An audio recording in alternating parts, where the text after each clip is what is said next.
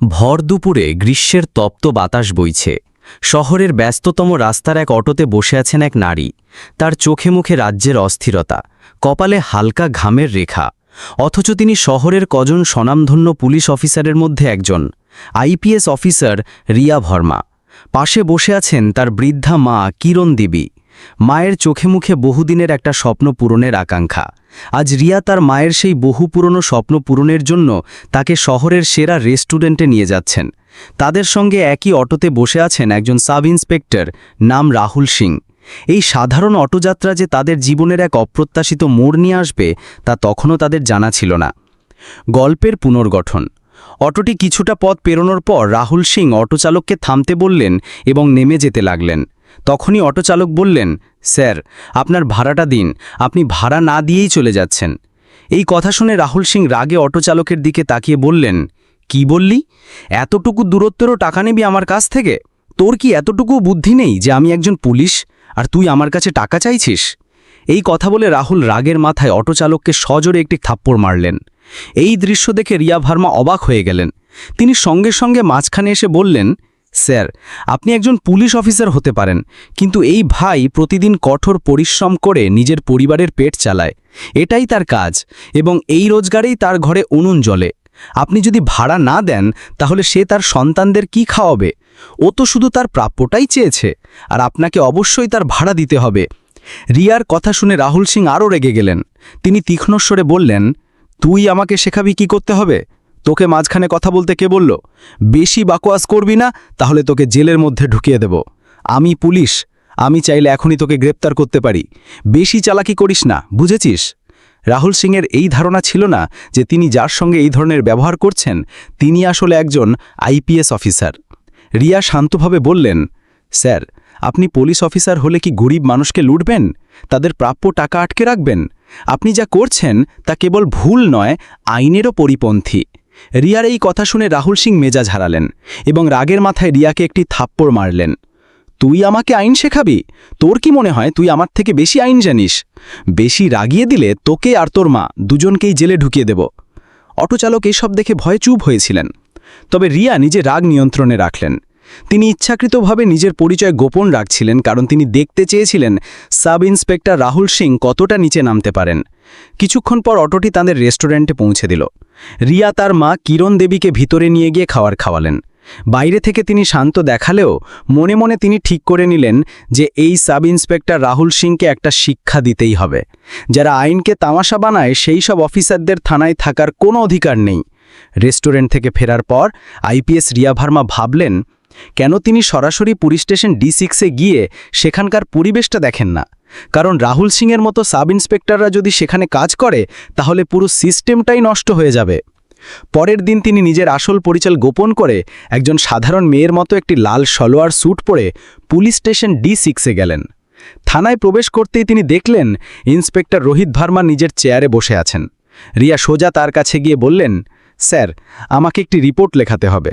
রিয়া কিছু বলার আগেই রোহিত ভার্মা তাকে থামিয়ে বললেন, কার নামে রিপোর্ট লেখাবি? জানিস না এখানে রিপোর্ট লেখানোর জন্য 2000 টাকা ফি লাগে? টাকা এনেছিস? যদি এনে থাকিস তাহলে বল, না হলে দূর হয়ে যা। এই কথা শুনে রিয়ার চোখ লাল হয়ে গেল। তিনি অবাক হয়ে ভাবলেন, এই থানায় এমন সব চলছে আর তিনি জেলার আইপিএস অফিসার হয়েও এখনও পর্যন্ত কিছুই জানেন না।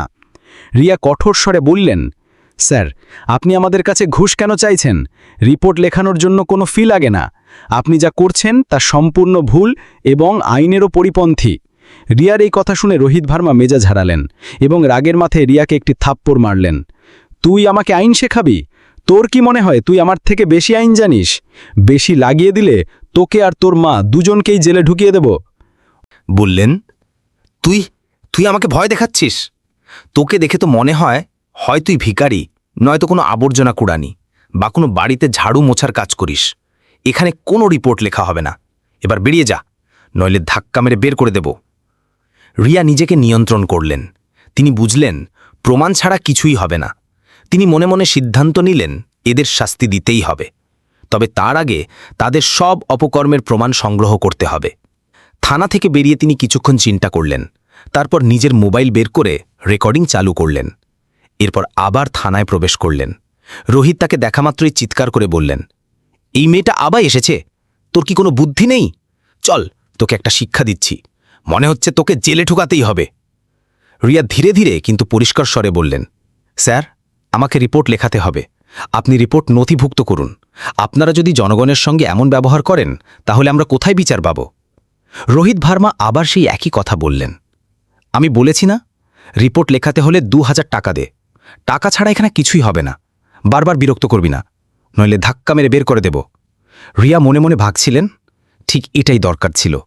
এখন আমার কাছে সাক্ষীও আছে, প্রমাণও আছে। এই রেকর্ডিং দিয়ে আমি এদের সহজেই সাসপেন্ড করাতে পারব। তিনি মুচকি হেসে বললেন, দেখুন স্যার, আপনি খুশ কেন চাইছেন? আইনে কোথাও লেখা নেই যে রিপোর্ট নথিভুক্ত করার জন্য জনগণের কাছ থেকে টাকা নিতে হবে। আপনি আইন ভাঙছেন। যদি আপনি আমার রিপোর্ট নথিভুক্ত না করেন তাহলে আমি আপনার বিরুদ্ধেও কঠোর ব্যবস্থা নেব। আপনি নিজেকে বড় অফিসের মনে করছেন, কিন্তু আপনার কোনো ধারণা নেই যে আপনার সঙ্গে কি হতে যাচ্ছে। এই কথা শুনে ইন্সপেক্টর রোহিত ভার্মা রাগে 2জন কনস্টেবলকে আদেশ দিলেন, এই মেয়েটাকে বাইরে বের করে দাও, ভালোভাবে শিক্ষা দাও, ও সহজে যাবে না। 2জন কনস্টেবল রিয়ার দিকে এগিয়ে গিয়ে তার হাত ধরতে যাচ্ছিল, তখনই রিয়া ভার্মা জোরে বললেন, দাঁড়াও। একই সঙ্গে তিনি দ্রুত নিজের পকেট থেকে সরকারি আইডি কার্ড বের করে রোহিত ভার্মার হাতে দিলেন। আইডি দেখা মাত্রই রোহিত ভার্মার হাত কাঁপতে লাগল। তার মুখ ফ্যাকাশে হয়ে গেল। সে ভয়ে ভয়ে বলল, ম্যাডাম, আমাকে ক্ষমা করে দিন। আমি তো আপনার সঙ্গে মজা করছিলাম। বলুন, কার বিরুদ্ধে রিপোর্ট লেখাতে হবে? আমি এখনই নথিভুক্ত করে দিচ্ছি। কিন্তু রিয়া মাঝখানে তার কথা থামিয়ে দিয়ে কঠোর স্বরে বললেন, দেখুন ইন্সপেক্টর, আমাকে রিপোর্ট লেখাতে ছিল, কিন্তু এখন আর নয়। এখন আমি সবটা বুঝতে পেরেছি। এই থানার অবস্থা খুবই খারাপ। এখানকার অফিসাররা জনগণের সাহায্য করার বদলে তাদের লুট করে, ভয় দেখায় এবং আইনকে তামাশা বানায়। এখন আপনার বাঁচা অসম্ভব। আমাদের কাছে আপনার বিরুদ্ধে প্রমাণ আছে এবং আমি আপনাকে সাসপেন্ড করতে যাচ্ছি। থানায় উপস্থিত সব কনস্টেবল এই কথা শুনে হতবাক হয়ে গেল। সবাই চুপচাপ দাঁড়িয়ে রইল। রোহিত ভার্মা চেয়ার থেকে উঠে রিয়াকে বসতে বললেন। রিয়া চেয়ারে বসে কঠোর স্বরে জিজ্ঞেস করলেন, সাব ইন্সপেক্টর রাহুল সিং কোথায়? রোহিত ভার্মা ইতস্তত করে বললেন, সে হাত ছুটিতে আছে ম্যাডাম। রিয়া রাগের সঙ্গে বললেন, সাব ইন্সপেক্টর রাহুল সিং এবং তুমি ইন্সপেক্টর রোহিত ভার্মা, 2জনের বিরুদ্ধেই সঙ্গে সঙ্গে ব্যবস্থা নেওয়া হবে। সাসপেনশন লেটার তৈরি করা হোক। আমি কিছুক্ষণের মধ্যেই ডেপুটি কমিশনারের অফিসে যাচ্ছি, সেখানে সবাই উপস্থিত থাকবে। এরপর রিয়া থানা থেকে বেরিয়ে সোজা সেই অটোচালকের কাছে গেলেন। তিনি বললেন, দেখুন ভাই, আপনাকে সাব ইন্সপেক্টর রাহুল সিংয়ের বিরুদ্ধে সাক্ষী দিতে হবে, তবেই এদের সাসপেন্ড করা যাবে। এই কথা শুনে অটোচালক ভয় পেয়ে বললেন, ম্যাডাম, এটা অসম্ভব। থানায় কেউ আমাদের কথা শোনে না। যারা এদের বিরুদ্ধে কথা বলে তাদের ওপর মিথ্যে মামলা দিয়ে জেলে ঢুকিয়ে দেয়। আপনিও এদের কিছু করতে পারবেন না, ছেড়ে দিন। রিয়া হাসলেন এবং বললেন, আপনার চিন্তা করার কোনো দরকার নেই। আমি কোনো সাধারণ মেয়ে নই। আমি আইপিএস রিয়া ভার্মা, এবং আমি প্রতিশ্রুতি দিচ্ছি যে এই লোকগুলোকে সাসপেন্ড করেই ছাড়ব। এই কথা শুনে অটোচালকের চোখে আসার আলো জ্বলে উঠল। তিনি উৎসাহিত হয়ে বললেন, কি আপনি সত্যি আইপিএস ম্যাডাম? আগে কেন বলেননি? যদি আপনি আমাদের সঙ্গে থাকেন তাহলে আমি সাক্ষী দিতে রাজি আছি। বলুন, আমাকে কোথায় যেতে হবে? রিয়া তাকে নিজের সঙ্গে নিলেন এবং 2জনের ডেপুটি কমিশনারের অফিসে পৌঁছালেন। সেখানে আগে থেকে sub inspector Rahul Singh, inspector Rohit Verma এবং ডেপুটি কমিশনার উপস্থিত ছিলেন। রিয়া সাসপেনশন লেটার হাতে নিলেন এবং সামনে রাখলেন। তারপর তিনি অটোচালককে বললেন, এবার সত্যিটা সবার সামনে বলো। অটোচালক সাহস জুটিয়ে পুরো ঘটনা সবার সামনে খুলে বললেন, কিভাবে রাহুল সিং ভাড়া না দিয়ে থাপ্পড় মেরেছিলেন এবং যখন রিয়া ভার্মা মাঝখানে কথা বলতে গিয়েছিলেন তখন তাকেও থাপ্পড় মেরেছিলেন। তার সাক্ষী শুনে ডেপুটি কমিশনারের মুখ রাগে লাল হয়ে গেল। তিনি সেখানেই কঠোর স্বরে বললেন, আইনকে যারা খেলনা মনে করে তাদের পুলিশ বিভাগে কোনো জায়গা নেই। রিয়ার চোখে ছিল কঠোরতা, কিন্তু মুখে ছিল তৃপ্তি। এখন সিস্টেমকে পরিষ্কার করা শুরু হয়ে গেছে। ডেপুটি কমিশনারের অফিসের পরিবেশ হঠাৎ করেই ভারী এবং উত্তেজনাপূর্ণ হয়ে উঠল। ডেপুটি কমিশনার যখনই অটোচালকের সাক্ষী শুনলেন তার চোখে রাগ স্পষ্ট হয়ে উঠল। ঘরে উপস্থিত অফিসার এবং স্টাফদের মধ্যে নীরবতা নেমে এসেছিল। সবার মুখে ছিল ভয় এবং নীরবতা।